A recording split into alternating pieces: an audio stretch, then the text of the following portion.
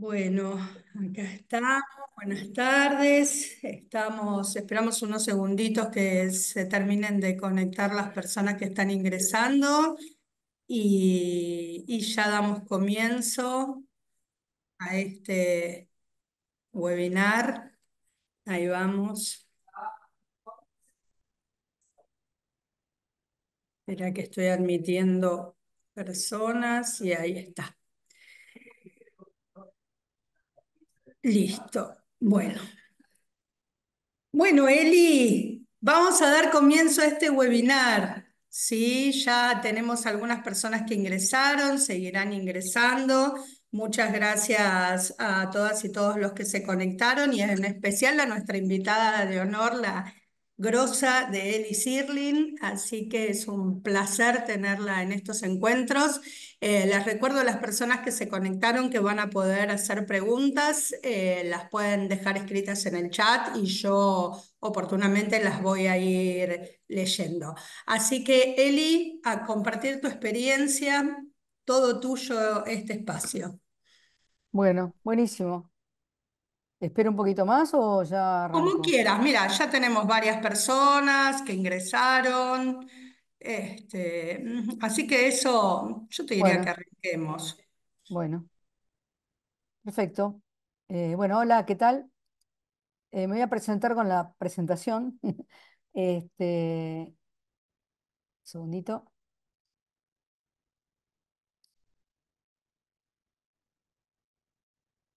ahí estoy. Bien, ahí están viendo. Bueno, me pidió Pato que hablara sobre la luz en las artes escénicas. Básicamente tomó la base del nombre de un libro que escribí, que es, digamos, la última versión se llama La luz en las artes escénicas.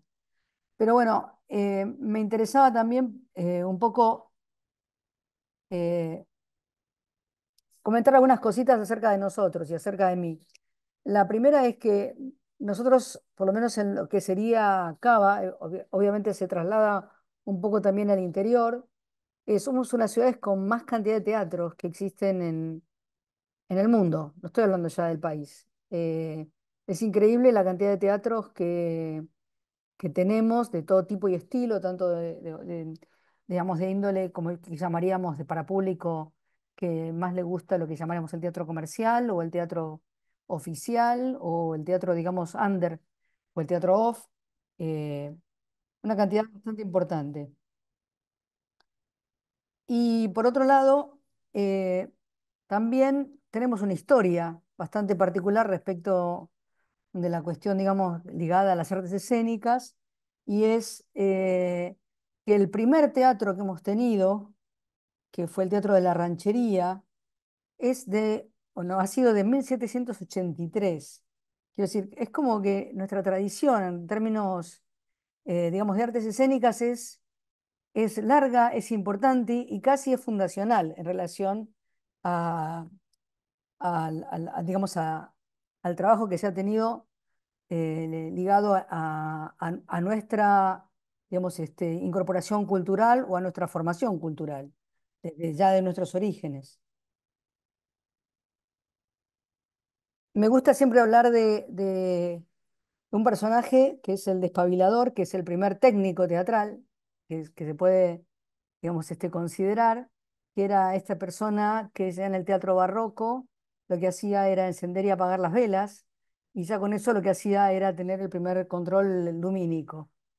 Para nosotros, en términos de lo que sería eh, el rol profesional del diseñador de iluminación, que es en realidad a lo que me dedico yo, eh, de alguna manera tenemos un personaje fundante que fue Ernesto Diz, que fue un personaje autodidacta, pero que sistematizó bastante y trabajó bastante, digamos, como docente y como diseñador de luces de espectáculo. De hecho, ganó un premio Molière.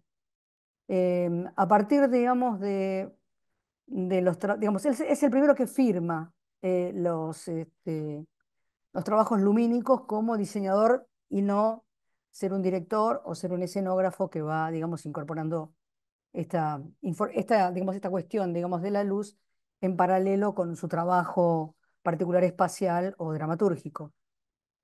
Y gracias al Rojas en su momento y a Gonzalo Córdoba, que propuso editorialmente empezar a trabajar, empezamos a generar algún tipo de documentación relacionada con qué entendemos que era la iluminación escénica. Y bueno, salió este librito que todavía siguen, digamos, creo que se consigue todavía. Es muy interesante porque, bueno, nada, son las versiones que tenía Ernesto Diz, bueno, Sandro Pujía, que es un diseñador actual, y Gonzalo Córdoba, que es otro diseñador actual. Y bueno, yo. Bueno, yo soy una persona muy obsesionada con fotos de momentos bastante particulares. Me gustan los amaneceres, me gustan los atardeceres, me gustan los reflejos, me gustan todas las cosas que me llaman la atención y que están relacionadas con la luz. Me gusta leer y lamentablemente la mayoría de la bibliografía que existe sobre temas de luz está En en inglés. inglés. Entonces, pero bueno, una frase de Duchamp que me gusta y está en mi biblioteca, dice, el arte tiene la bonita costumbre de echar a perder todas las teorías artísticas y eso me parece muy significativo. Cuando empecé a trabajar, ahí por los 1986, 87, que empecé a trabajar justamente como asistente de Diso, como colaboradora de él, tanto en trabajos de arquitectura como de teatro, empecé a conectarme con lo que sería el lenguaje teatral, el lenguaje dramático y el lenguaje de la danza, o sea, otros lenguajes que yo totalmente desconocía. Mi formación es de arquitectura, yo soy arquitecta y además egresé de Bellas Artes en grabado, hice la carrera de grabado, con lo cual no tenía una relación directa con respecto a lo que serían los espectáculos o las artes escénicas, sí las artes visuales. Y bueno, empecé a trabajar con Roxana Gristen, estos son todos trabajos que había hecho en estos preliminares del 80 y pico, eh, ligado a empezar a pensar la luz de una manera particular y de cómo la luz me ayudaba a poder transmitir y comunicar cosas concretamente, ¿no? Así que bueno, empecé mi trabajo en relación a esto, que es súper disfrutable en todo sentido, agobiante en algunos casos, y en otros casos súper disfrutable, que tiene que ver con empezar a meterme en el mundo de lo que serían las artes escénicas, las artes visuales y también un poco la iluminación, bueno, bastante de iluminación arquitectónica.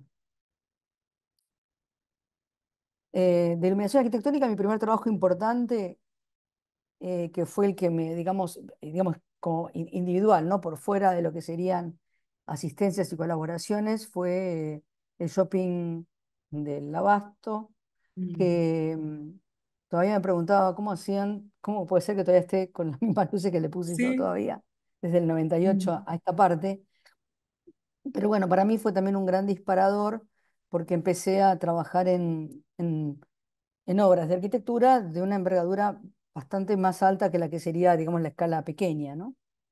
Así que, y otro de los trabajos que me pareció súper lindo, agobiante y a la vez estimulante fue el hacer digamos, colaborar en la parte lumínica de lo que sería el espectáculo de luz y sonido de las ruinas de San Ignacio, que también hoy todavía se sigue sosteniendo. eh, se han hecho cambios respecto de proyectores y esa actualización, pero la parte de luces, la verdad que cuando lo hicimos en el 2009 ya la tecnología era bastante avanzada y no requirió, por lo menos hasta la fecha, cambios significativos. Lo que tenía de interesante para mí era el desafío de empezar a intercambiar lenguajes, o sea, tener por un lado la cuestión, digamos, de lo lumínico, el poder contar historias desde lo lumínico, acompañar al video, bueno, cosas que vamos a estar charlando hoy. Y después en eventos y esas cosas, la verdad que tuve oportunidad de poder cruzarme con artistas muy interesantes, una Margarita Bali, con la que estoy haciendo ahora una obra que se la súper recomiendo, que se llama Juego del Tiempo.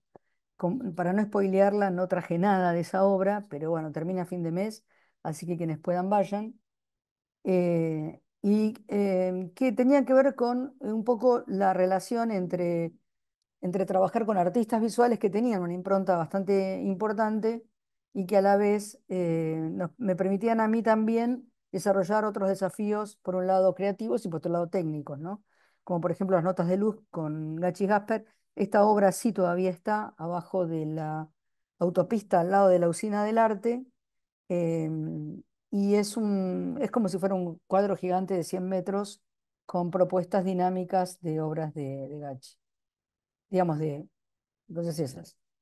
Y después, bueno, en colaboraciones con artistas, bueno, un maestro de Julio Leparc, con el que estuve trabajando este monumento hacia la luz, poniéndole, digamos, las luces del elemento este para tratar de generar, digamos, la sensación de movimiento, etcétera. Pero bueno, la relación es interesante, lo mismo con Anish Kapoor cuando estuvimos haciendo, yo cuando estuve colaborando con él en la parte lumínica de sus instalaciones que hizo en el Parque de la Memoria.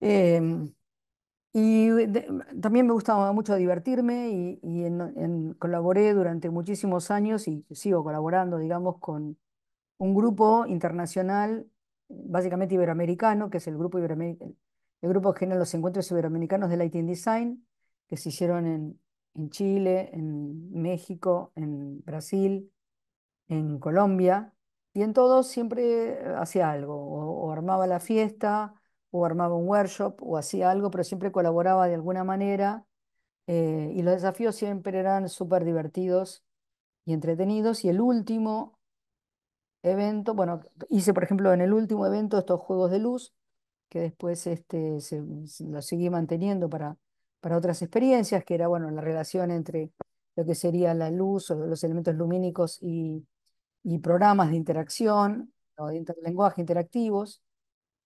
Y el último encuentro iberoamericano que se hizo en 2019, antes de la pandemia, lo coordiné junto con un colega mío uruguayo, lo hicimos en Colonia del Sacramento, pero en tándem Argentina-Uruguay, y fue una experiencia muy interesante con 250 participantes, 10 workshops, muy lindo. A mí estas cosas me divierten mucho. En ese divertimento, durante la pandemia, terminé de armar un espacio teatral, que además lo uso como laboratorio de experimentación, y actualicé un libro que se llamaba La luz en el teatro, el manual de iluminación. Le hice una actualización que ya merecía porque era del 2006 el libro, y apareció una nueva edición del libro Zuna, La luz en las artes escénicas, que es un poco el nombre de la charla que hoy les quería comentar. Sí. Eh, En general, mi relación con la luz es muy íntima. Esta es una frase que escribí cuando, en una tarjeta de esas de fin de año, etcétera. Esto es el Panteón. Eh, pero me parece que era muy significativa, ligada a cómo la luz, la arquitectura o cómo la luz y la espacialidad empiezan a relacionarse de una manera muy sígnica, ¿no?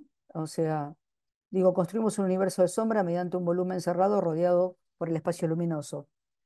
Este sería el panteón, ¿no? Dejamos que ese universo de sombra sea de tiempo en tiempo invadido por el espacio luminoso.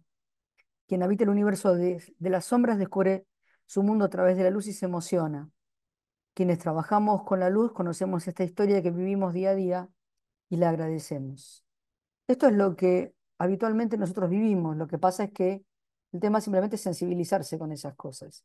Así como el hombre primitivo se sensibilizó en la época, qué sé yo, en el siglo XX antes de Cristo, en Stonehenge, en Gran Bretaña, en donde construye una instalación que no sabemos si es un cementerio, pero que sí tiene una relación directa ligada al Sol y al ciclo, digamos, astronómico. O sea que la luz y la arquitectura en este caso empiezan a relacionarse de manera muy íntima. Lo mismo hacen después en México, las culturas azteca, maya, y tenemos ejemplos hoy día, como el Templo de las Siete Muñecas de México, la Puerta del Sol de Tiahuanaco, esta es de Chaltún, en donde encontramos observatorios astronómicos que nos hablan justamente de esta importante y sígnica relación entre lo que sería la luz natural y los espacios que se construyen. Tanto es así que todos los 22 de octubre, creo que ya es Estamos ahí pegados, ¿no? Hoy es Hoy, 22. hoy es Hoy. 22. Hoy, chicos, hoy es el cumpleaños de Ramsés II, les aviso. Así que en el día del cumpleaños de Ramsés II, Bien. lo que lo que está pasando hoy en Egipto es que está entrando un rayo de sol iluminando estas tres esculturas que son de dioses. Es el único día en el cual esto sucede. Y bueno, después la Iglesia Católica también lo tomó como un tema, el tema de la luz y de la iluminación, y muchas de las catedrales del barroco registran estas situaciones y de pronto hay como huecos o situaciones digamos, espaciales que generan accesos de luz en los altares o en determinadas figuras, como Santa Teresa en este caso, en esta obra de Bernini, en donde la luz del sol le llega manifestada a través de, representada por rayos, pero a la vez, digamos, para poder generar este éxtasis de Santa Teresa de Bernini. Cuando ahora se hace el reversionado de Gaudí sobre la Sagrada Familia en Barcelona, la luz es uno de los elementos fundamentales y es increíble lo que pasa con los vitrales en esta iglesia y el tema de transitarla de mañana y de tarde, les digo, es un espectáculo. Lamentablemente hay que pagar dos entradas porque creo que se entre, digamos, un horario y el otro, pero realmente es para estar todo el día ahí adentro. Pero perdón, Eli, ¿por qué decís reversionado por las puestas en valor que se les van haciendo? Porque, No, porque en realidad Gaudí dejó planos, pero no dejó pero material definitivo. Entonces, digo, quiero decir, hay como una claro. interpretación ligada Mm, al material que dejó Gaudí, nada más que por eso. O sea, ok, no es que está Gaudí hoy construyendo esto, sino que hay claro. una autoría de Gaudí respecto de planos que fueron retomados y de hecho Por hay otros actualizaciones. arquitectos. Ok, Claro, exactamente. ok. Luis Barragán es un arquitecto mexicano amante de la luz y tiene muchas obras ligadas al tema lumínico, pero me parece una muy significativa es el convento y capilla de las Capuchinas en Ciudad de México, en donde lo que sucede es que, de acuerdo al tránsito de la luz diurna, o sea, de la luz natural, esa luz natural va generando sombras y proyecciones y colores distintos en cada minuto de esa capilla. Y el elemento lumínico es esta ventana, este ventanal de ámbar, o sea, con piedra de ámbar, que filtra la luz y de acuerdo como el sol va inclinándose y tiene una orientación tal que hace que todos estos sucesos de manera interesante pasen en el espacio. También tenemos otros usos de la luz de manera más espectacular, como para mí uno de los primeros shows que aparecieron lumínicos están ligados a Albert Speer y el nazismo en la Catedral de la Luz que armó con estos buscacielos y bueno, armaba unos shows impresionantes, multitudinarios para mostrar a través de la luz el poderío alemán. Eh, y bueno, generaba, digamos, muestras, agrupamientos direccionados, giros.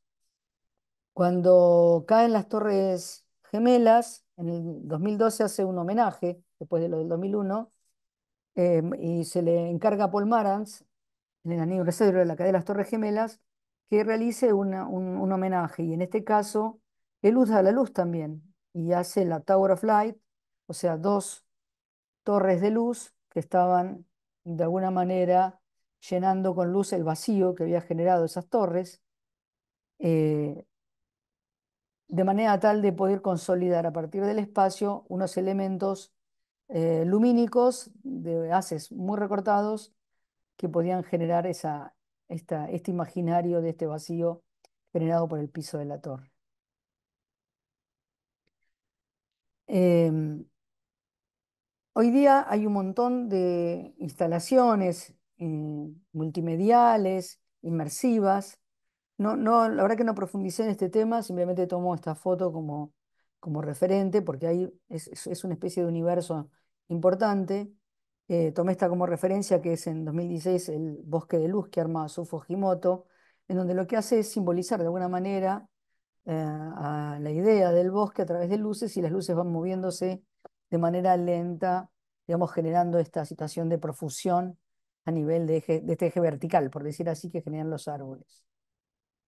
Y en el otro sentido, y en un eje horizontal, Bruce Munro genera estos campos de luz, los fields of light, que están en todas partes, están en Asia, en Europa, en Estados Unidos, eh, que es una construcción, digamos, ficcional acerca, digamos, acerca de la artificialidad, digamos, de estos elementos, entre comillas, naturales, que son estas flores de luz.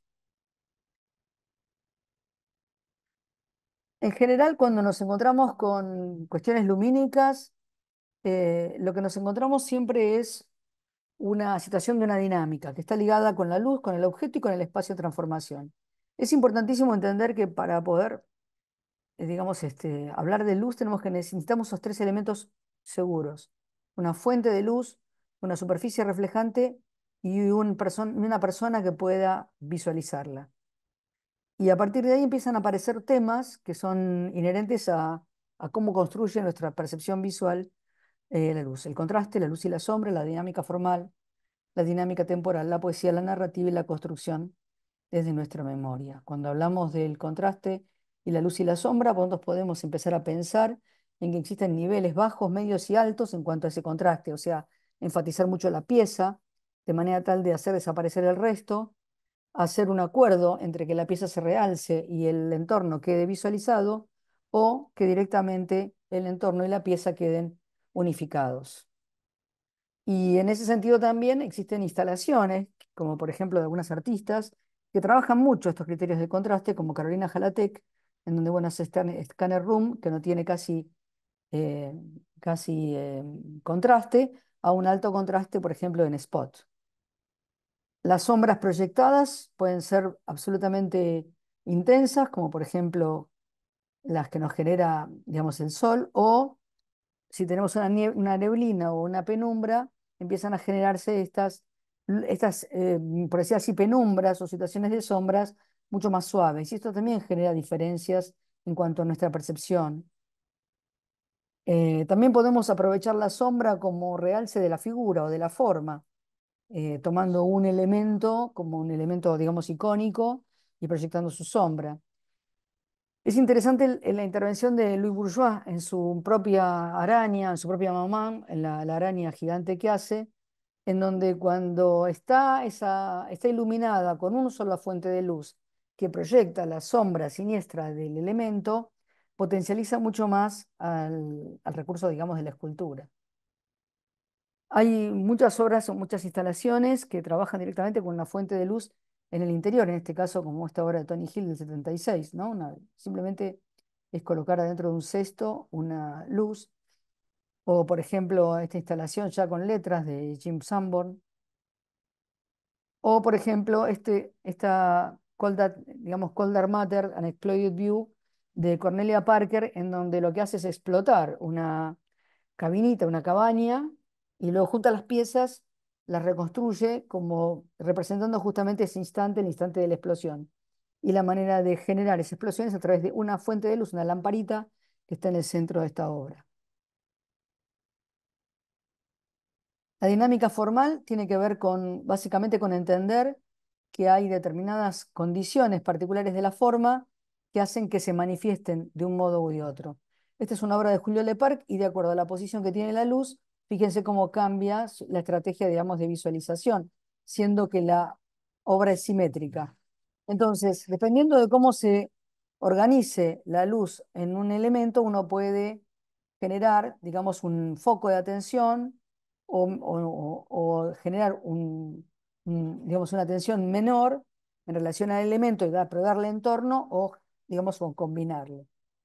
En términos de dinámica formal, por ejemplo, esta torre de los vientos de Toyo Ito, que ya no existe más, era una chapa alrededor de una torre, digamos, de agua, y Toyoito lo que hizo fue hacerle unos sistemas lumínicos que pudieran hacer un entretenimiento urbano. Entonces, lo que va generando a través de la morfología de la luz es distintas, justamente, configuraciones espaciales que puede llegar a tener esa cobertura, de pronto opacándola, transparentándola, generando vacíos o puntos de luz. En cualquier espacio, cuando uno, digamos, interacciona con la luz lo que genera es un foco de atención. hace que se organice de alguna manera la mirada y entonces el espacio es muy distinto de acuerdo a cómo la luz va dirigiendo el posicionado a través básicamente del contraste. El contraste es el elemento fundamental con el cual trabaja, digamos, generando pregnancia visual. También la luz puede generar dinámica temporal. Nosotros podemos, por ejemplo, en una obra como en esta, que era la Incoronación de Hipopea, generar la sensación de que está amaneciendo o de que el sol brilla y luego el sol se opaca, que se pone nublado, que se pone de día. Son todos recursos en los que simplemente lo que sucede acá es la luz que cambia y no cambia ninguna otra cosa. O sea, solamente, obviamente, la instancia dramática. La instancia dramática y la luz está acompañando esa instancia dramática, pero generando esta sensación, digamos, temporal. James Turrell, en muchas de las obras que tiene, utiliza la luz natural y la artificial mezclándolas. Entonces toma espacios exteriores y determina horarios de visualización de sus obras a las 5 de la mañana o a las 7 de la tarde, cuando el sol se oculta o cuando amanece, para poder generar una articulación entre lo que serían, digamos, la luz del cielo, en este caso ese óvalo, y la luz interior del espacio.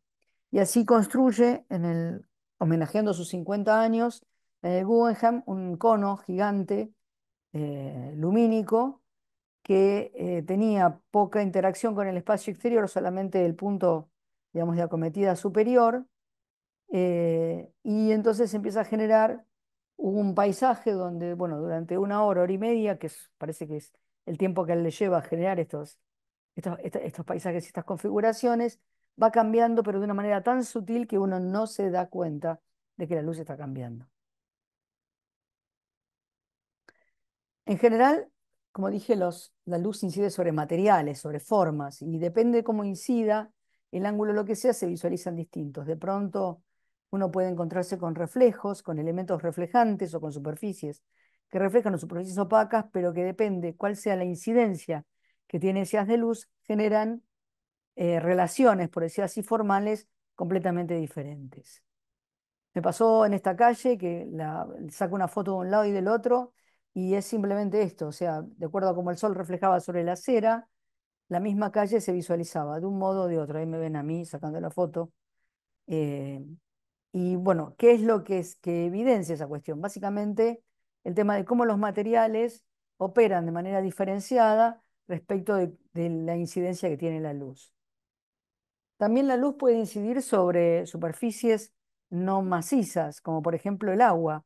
Y esta obra de la Frilación Beauty es un poco un reflejo de eso, que es un arco iris que se ve flotando en el espacio. En- de acuerdo a cómo la luz se manifiesta, puede definir más sombras, luces, contornos, pero básicamente lo que hace es cambiar la apariencia de las formas. O sea, digamos, la apariencia de cada elemento se constituye de manera muy diferente según cómo incida la luz y el tipo de luz que sea. Y entonces, bueno, tenemos un tema que en general lo estudió mucho Caivano, que se llama cesía, y es, bueno, de qué modo los elementos son transparentes, translúcidos, opacos o reflejantes más o menos, y en base a eso hay una cantidad de articulaciones entre la luz y los materiales que empiezan a generar productos diversos de relación entre un elemento y otro. Entonces, generalmente en un espectáculo, cuando tenemos estas interacciones, empieza a pasar que la materialidad de los elementos empieza a jugar de manera compositiva. Entonces, cuando tenemos tules, cuando tenemos elementos opacos, cuando tenemos superficies reflejantes, brillantes o opacas, hay que, digamos, articularlas para poder entender justamente la particularidad que tiene cada una de ellas y de qué manera se va a comportar según la luz como le está incidiendo. Uno de los ejemplos para mí más memorables respecto de esta incidencia y este trabajo de la materialidad de la luz es la casa japonesa, que tiene una cantidad de elementos opacos, semiopacos, transparentes o translúcidos que van haciendo que la luz natural que está, digamos, en el exterior vaya introduciéndose muy lentamente y suavemente en la casa hasta llegar a la penumbra del cuarto donde se descansa. En general, es muy fácil que nos suceda que rápidamente, por cuestiones de memoria, asociemos metafóricamente a la luz con elementos de datos o elementos, digamos, de sensaciones. En este caso puede ser que nos agarre mucho frío en esta obra de Stephen Quant, de luces de Stephen Quant. Sin embargo, no hay ningún registro de nada que dé datos de frío y sin embargo la luz, con su incidencia de contraluz y con el color que tiene, genera esa sensación. Lo mismo si queremos dar una especie de sensación de calor, esta posición de la luz y que da la sensación que nos recuerda al fuego, nos genera también la idea de que en ese espacio frío estamos calentándonos a través de la luz. Un maestro de las cuestiones que están ligadas a la memoria y a la poética fue Christian Boltanski, que falleció hace un par de años. Y bueno, esta es, es como un recorte muy chiquito de la obra que tiene, que es lo más sencillo y es esta vela, esta formita y este elemento y cómo sobre esta sencilla construcción generaba, digamos, un universo. Un universo que después podía irlo multiplicando según cada una de las formas que hacían y después componía, digamos, elementos, digamos, en 3D, ¿no? Espaciales.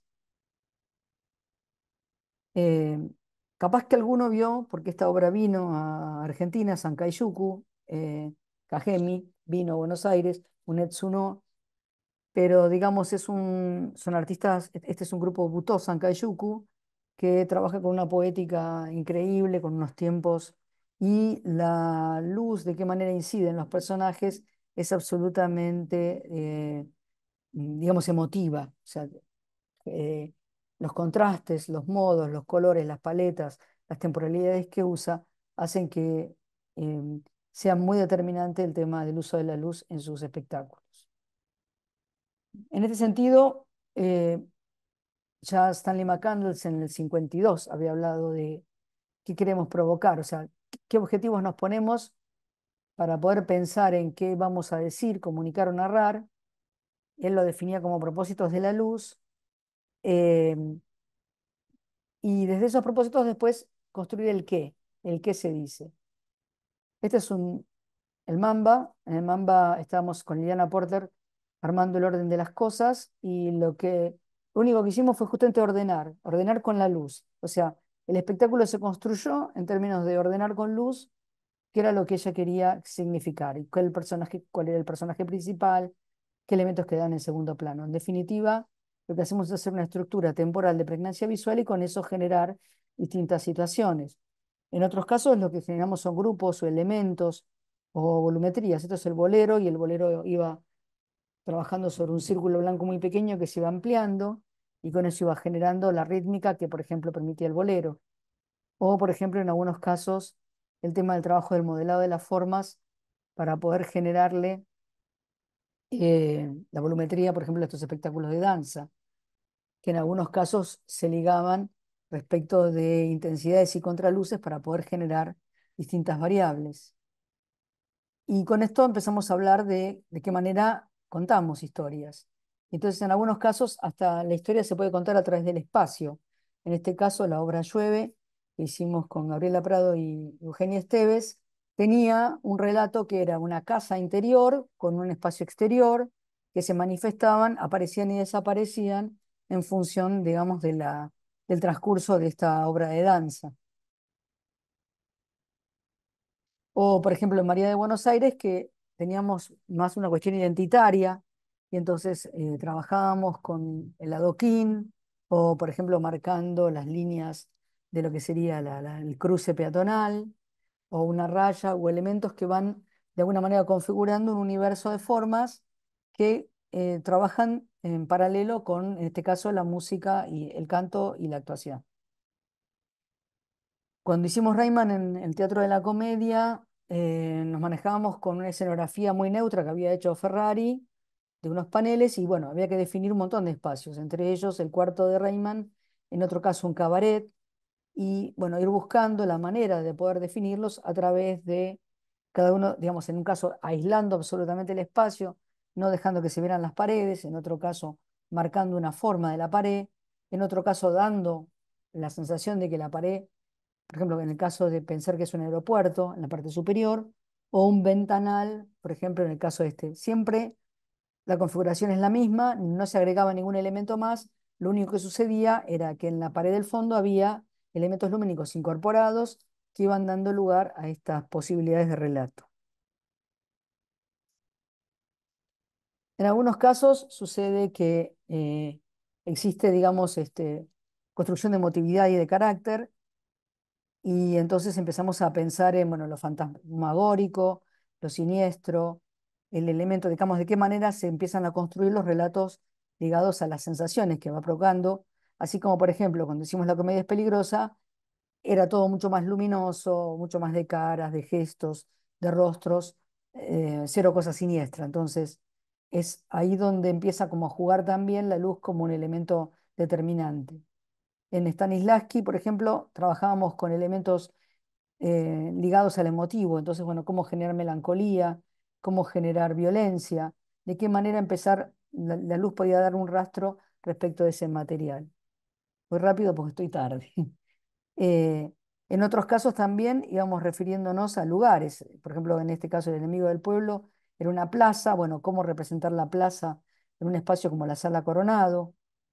En algún caso, por ejemplo, hemos recurrido al teatro barroco cuando hicimos Rodelinda, en donde el regisseur quería hacer todo a la manera de 1725, y bueno, lo que logramos era tratar de lograr esa ambientación referida tanto de escenografía como de luces. En otros casos, por ejemplo, recurrir a Caravaggio para, por ejemplo, Cordero de Ojos Azules, en donde, bueno, se tomó una paleta de color y de contraste similar a la que manejaba Caravaggio para poder contar esta historia, digamos, de la época de la fiebre amarilla.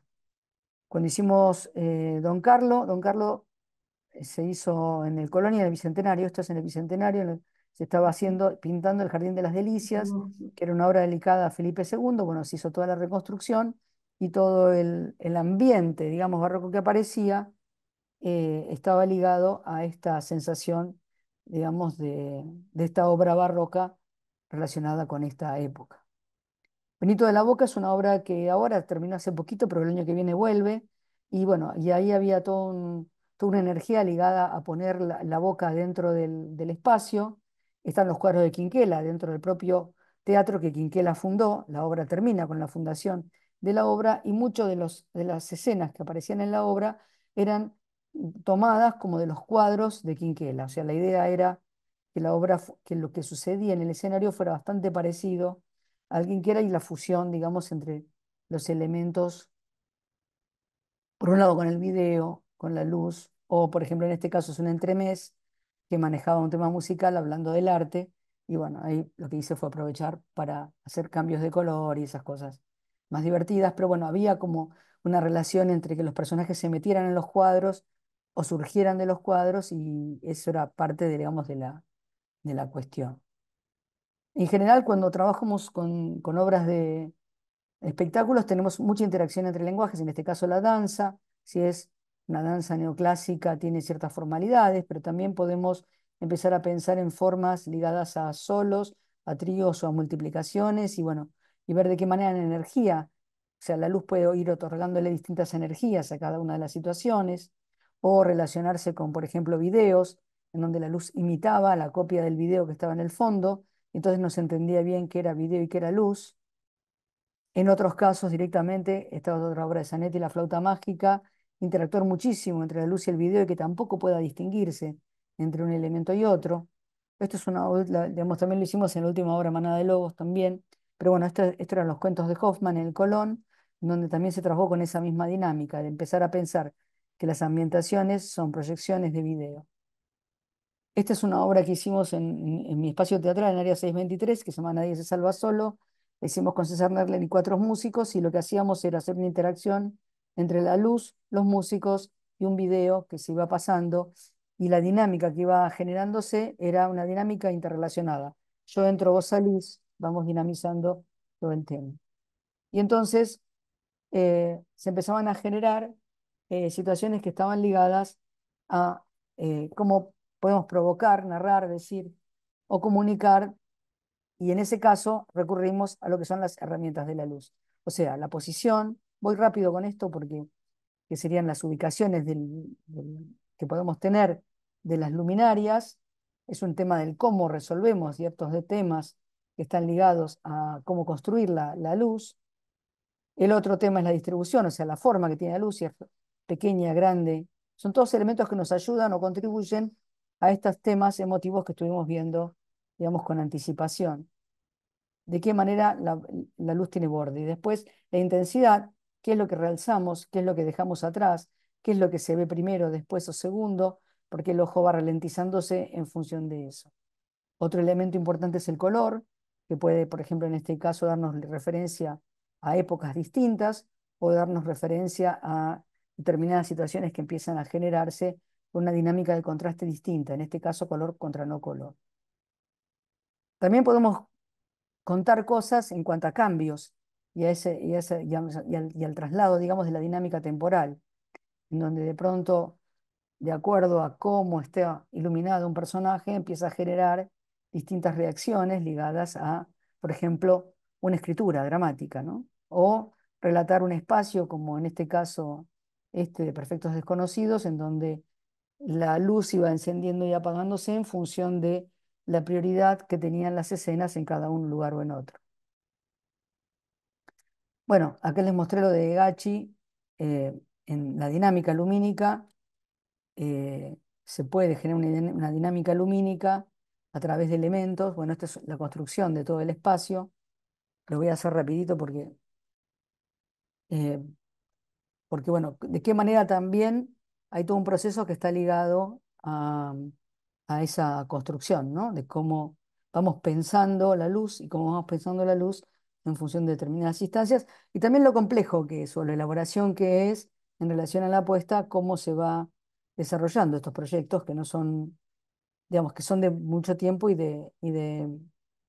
digamos, y complicados, pero a la vez muy divertidos. También en el Antel Arena una vez me pidieron que hiciera un show de luces con la fachada y entonces empezamos a ponerle colores porque había una música de DJ de 5 minutos y entonces el show de inauguración fue esto. En vez de poner fuegos artificiales, armaron esta cuestión, esto fue en Montevideo. Eh, pero bueno, también, bueno, banderas y cosas que en la fachada se pueden hacer. Y voy a pasar de largo porque se me hizo recontra largo el coso este. Algunas escenas de algunas obras, cómo estaban dibujadas y cómo terminaron siendo representadas. Eh, de alguna manera, siempre en algunos dibujos está el reflejo de lo que después la escenografía empieza a construir.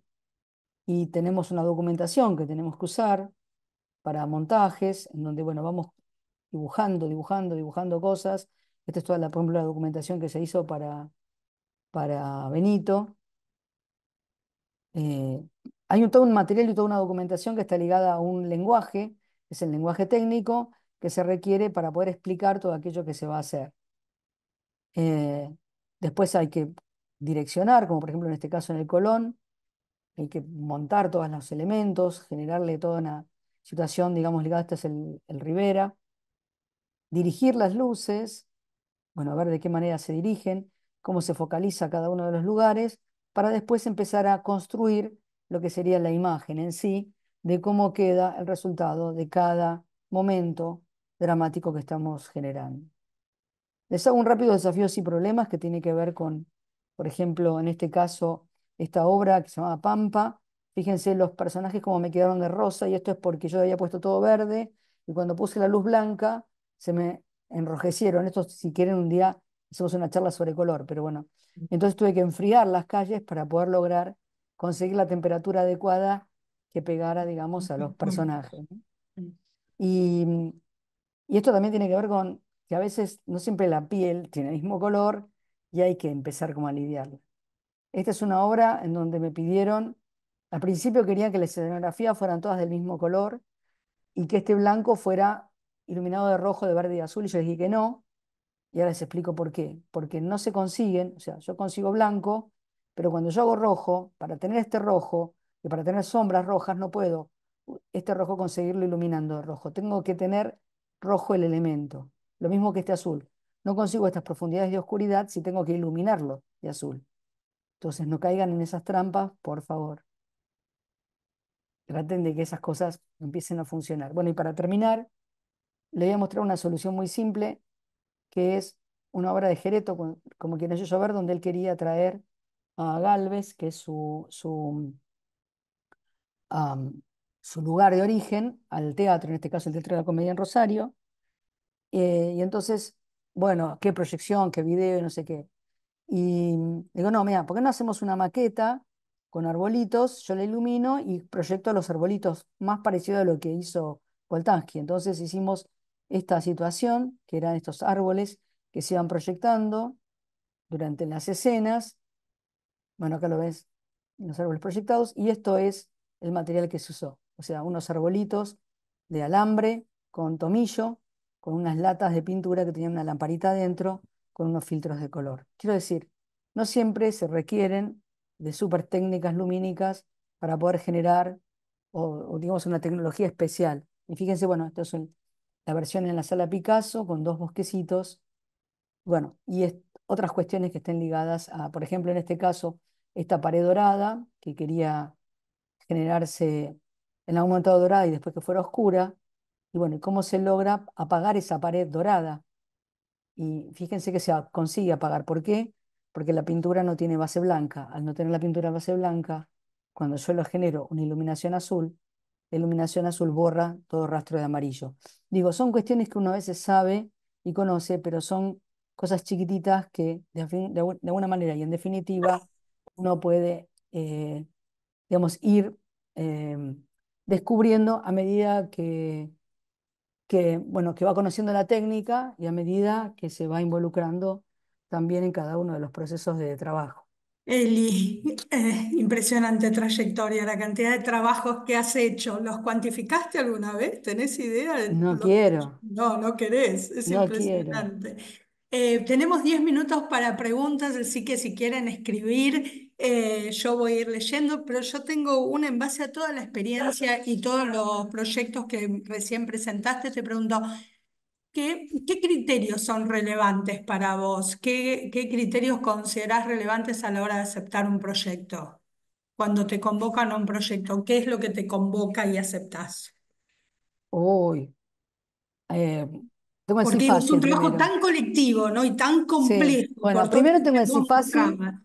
Primero tengo que decir fácil. Segundo, no todos los proyectos llegan a buen puerto. Em,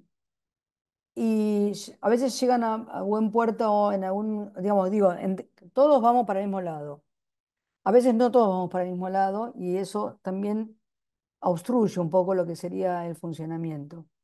Eh, pero no sé, yo no tengo un criterio para decir tomo este laburo o no tomo este laburo. En general, tienen que ver con que haya algún interés de mi parte. A veces es un buen escrito, a veces es un director que me gusta, que me cae bien, a veces es un actor con el que me interesa trabajar, a veces es una productora con la que tengo buena relación. Eh, Va variando mucho la cuestión. Pero en general lo que sí busco es que me elijan. No me gusta hacer trabajos en donde les da igual que lo haga yo o que lo haga cualquier otra persona, porque entonces ahí ya partimos de un tema, digamos, en donde ya me cuesta más trabajar porque no siento que se vayan a involucrar en la propuesta de diseño que yo les hago. Entonces, en general eso, o sea, elijo, digamos, busco proyectos que me están eligiendo para trabajar porque algo de lo que vieron Les o interesa. de la manera les interesa. Entonces, es mucho más cómodo trabajar así. Claro, Y porque después además es nada, hay un... envergaduras distintas, Ujú, y es... digamos, hay trabajos muy chiquitos, hay trabajos muy grandes. Eh, a mí lo que me gusta es divertirme. Y en general, digamos, desde que elegí la luz, se les conté desde cuándo, me divierto mucho con eso. Entonces lo aprovecho y trato de encontrar la mayor cantidad de recursos posibles y cosas y nada, eso, entretenerme todo el tiempo. Eli, Ayelén Rubio dice, maravilloso trabajo, felicitaciones y te pregunta, ¿usás algún programa de representación específico para hacer el planteo del diseño de las luces? Bueno, te cuento. Son dos cosas distintas. Una es lo que se me ocurre Eso yo no uso nada, uso mi cabeza, mi imaginación, pero sí después tengo colaboradores que me llevan la documentación para poder construir en algunos casos maquetas virtuales o ese tipo de trabajos. ¿Por qué? Porque son muy colaboradores del trabajo. Pongámosle, tengo un teatro en donde yo tengo que pedir un equipamiento y ese equipamiento tiene que ser muy preciso. Y tiene que ser muy preciso, no solamente qué equipamiento es, sino dónde lo coloco para que entre bien. Entonces, esas maquetas, como por ejemplo el WYSIWYG y otros productos, me permiten a mí colocar las luminarias donde van y verificar que los ángulos pedidos sean los correctos, que los ángulos, digamos, que la luminaria sea la correcta y poder, digamos, no ir con errores al montaje. Eso es lo que más o menos uso, pero no para diseñar. Yo tampoco programo, o sea, yo ni armo eso ni programo. Básicamente porque eh, yo tengo la manera de, meto el dedo todo el tiempo en todos lados y eso ya lo tengo prohibido. O sea, digo, porque si vos no estás en un rol, perdés la visión del rol que tenés. Entonces yo necesito un programador y necesito alguien que me arme la maqueta para tener una segunda opinión de, mirá que esto está andando mal, etcétera, etcétera, y no me entierro en cuestiones que están ligadas a procesos, sino más bien a soluciones. Ok. Eli, y en base un poco a esto que te dice a Yelén y lo que vos venís contando y de un trabajo tan narrativo que yo pensaba lo del abasto, y vos decías, sigue presente, y porque me parece que hay cosas que pasan más allá de la moda, ¿no? Me parece que ese diseño se conserva, la narrativa de ese diseño se conserva y tu trabajo análogo y narrativo. Entonces, eso hoy en contrapunto con las IA que empiezan a generar imágenes. ¿Qué te pasa a vos con eso? No, a mí me divierten mucho. O ¿Te sea, me parece, divierten? ¿No sos así sí, una, ah, no, inteligencia artificial, no? No. no, no, para nada. Le tengo un poco o sea, no la uso mucho porque no sé bien cómo usarla. La verdad es esa. Me parece que puede ser una gran aliada para un montón de cosas si la sabes manejar. Como toda la tecnología. La tecnología es una gran aliada si la sabes manejar. Si no la sabes manejar, es un pelotazo en contra porque te empiezas a hacer cosas propias. Quiero decir, ¿cómo vos apropiarte vos de la tecnología y no que la tecnología se apropie de vos? Me pasaba, por ejemplo, cuando apareció la carrera de diseño gráfico, yo empecé a dar clases y qué sé yo, ahí empezaban los programas tipo Photoshop y toda esa cuestión. Pero, digamos, el laburo de diseño era un laburo manual. Después vos entrabas al programa. Si vos entrabas de movida al programa, el programa medio que en esa facilidad de otorgarte determinadas herramientas te achicaba eh, tus posibilidades si vos no ibas más allá de todo eso. Entonces, la cuestión es tener una autonomía y hacer y que la tecnología sirva para lo que uno la quiere usar, no que después uno termine siendo siervo de la tecnología. En ese sentido, me parece que hay que, digamos, nada, manejarla como uno maneja un caballo, por decirlo de alguna manera, ¿no? O sea, digo, hay que saber qué riendas tocar para ver qué cosas tiene que hacer y, digamos, conviene hacer o no. Eli, Carlos Pantaleón dice, gracias Eli, impresionante y hermosa obra, la luz parece ser todo y es todo, gracias por compartir tu sabiduría y tu arte, un cordial saludo desde Montevideo, te mando. Muchas gracias. Y bueno, Yelen dice que espectacular todo. Eli, desafíos a futuro. Cada proyecto es un nuevo desafío. Cada Sí, proyecto que aceptás lo sí, es. sí, sí. Algunos son más fáciles, otros más sencillos, otros más difíciles, dependiendo, pero sí. Hubo unos proyectos, el último proyecto o sea, para mí los últimos proyectos así, de complejidad, por ejemplo, fue el árbol de innovación. Ese no traje foto, porque está por la mitad, todavía no está programado, pero fue un laburo negro de tratar de entender qué tecnología era la que convenía para que esas lucecitas prendieran. Son 800 puntos de luz que en teoría tienen que comandarse, por ahora están programados así nomás, porque hubo una inauguración excesivamente rápida y entonces dos ramas quedaron que no se sabe qué son, o sea, que todavía no tienen identidad, digamos así, Mm. pero nada, fue un laburo monstruoso a nivel de diseñar, porque lo tuve que diseñar tres veces. básicamente porque cuando voy diseño una cosa, le mando las cosas a Estados Unidos me contesta, no, mira, esto no va a funcionar así, tenés que cambiar el producto. Bueno, cambiar, no todo cambiar el producto con estas cuestiones de tecnología significaban cambiar todo el diseño completo, porque cada producto tiene un diseño particular de dónde se colocan las cosas, de qué manera se organiza, se ordena, etcétera. Entonces hay proyectos que tienen mucho, hay que tener un ida y vuelta bastante grande y en ese sentido se ponen complejos. Y así como todo lo contrario de eso, está esto de Juego del Tiempo, que es algo súper sencillo que está en el Cervantes y que tiene, no sé, muy pocos equipos de luces, pero que es muy sintético. Y a veces las cosas sintéticas, cuando tienen un Son- objetivo claro y preciso, pueden funcionar bien. Bueno, acá te dicen muchas gracias por compartir tus trabajos, Pato Serra, Fernando también te dice muchas gracias, Eli. Bueno, Eli, la verdad que es un montón de experiencia compartida que se agradece, Sí, muchas. perdón que apuré mucho porque en realidad como teníamos poco Hicimos tiempo un y acelerado a último quería mostrar un momento. montón y bueno, y nada, No, saqué y dije, bueno, a ver si sacaste, esto sacaste. calza y bueno, fue por No, y ahí. también, nada, invitamos a que, bueno, obviamente que vean todas las obras en las que estás metida, pero también que vayan a tu espacio teatral que es hermoso y que te sigan en redes. Eli, ¿cuáles son tus redes? Vos estás con la página web en construcción, vi. Sí, porque en realidad todavía no decidí qué fotos iba a poner. O sea, la tenía andando y de pronto dije, no, la voy a cambiar y ahí quedé en clink clink. Pero bueno, tengo un Instagram únicamente. Después sí, Área 623 es el espacio teatral que tengo y en donde hay un montón de material, sobre todo en la página de Area Lab, que es el laboratorio de Sí. Área, el laboratorio de investigación, y ahí hay material académico, hay un montón de cosas, inspiraciones y cosas, hay todo material para descargar sin problemas. Mm. Este, Bien, que y pueden chusmear ahí y van a sí, encontrar todo eso. sí, sí, Bien. sí. Bueno, acá te Este, dicen también, Fernando te dice, te felicita porque el trabajo con las sombras proyectada, proyectadas sí. real, Bueno, eso juego el lo estás tiempo. leyendo. Bien, más fácil Sí, trabajar con directores acá que me tienen. preguntan, sí, que tiene una idea de lo que quieren. No, no, mira, eso es, Raúl me pregunta si me resulta más fácil trabajar. Trabajo con los dos. Lo que pasa es que a veces sucede que después se empiezan a...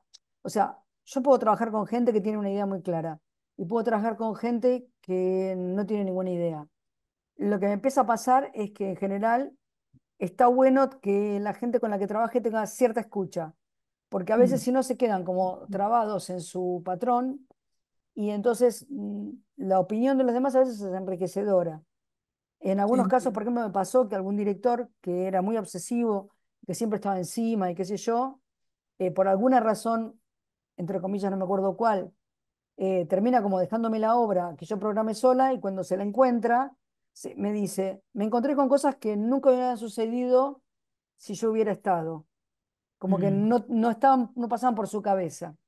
mm, Entonces, en algunos casos, el tema de la gente que tiene un poco más apertura habilita la cabeza. Lo que pasa es que a veces te dejan tan sola en claro. relación a, bueno, andá y hacé, que no Mm. sabes para dónde ir. O sea, está bueno, para mí está bueno las dos cositas, pero que haya cierta, Sí, digamos, trabajo en equipo, que sean muchas cabezas sí, pensando en esas sí, narrativas, en esas poesías. sí, a veces no pasa eso, Mm, depende. mm, Con Juego del Tiempo en particular, que es todo un trabajo de sombras muy fuerte, más importante de mi laburo era también no solamente ser clara con las sombras, sino que definirlas, o sea, que estén siempre definidas, o sea, que los equipos estén puestos de manera tal de que la sombra nunca pierda su identidad, que no se funda con otra cosa, y por otro lado, jugar con el video, que eso fue lo más mm, divertido, porque mm. Margarita hizo todos los videos, que es la que baila, ella armó todos los videos, entonces yo le decía, ella me decía, bueno, pero no sé si nada, le digo, vos metés todo lo que vos quieras, después con Y la yo luz después lo obturamos y ordeno. desobturamos Mm. y vemos cómo, qué pasa. Entonces, todo el trabajo de temporalidad fue muy interesante de hacer porque hice muy rápido la apuesta y me quedó mucho tiempo para ensayos y prueba y error, prueba y error, prueba y error de temporalidades. Entonces fui ajustando y creo que de efectos de luz, o sea, de cues que llamarían que es el go de una persona, hay muy pocos, porque casi todo es todo corrido. O sea, tengo momentos de 5 y 8 minutos donde la luz hace un montón de cosas, una tras de otra, sin ninguna directiva particular. Básicamente para poder liberar. Primero porque había mucha dificultad para poder definir un pie, porque es una improvisación y porque los Mm, pies que yo tenía más fijos eran los de video.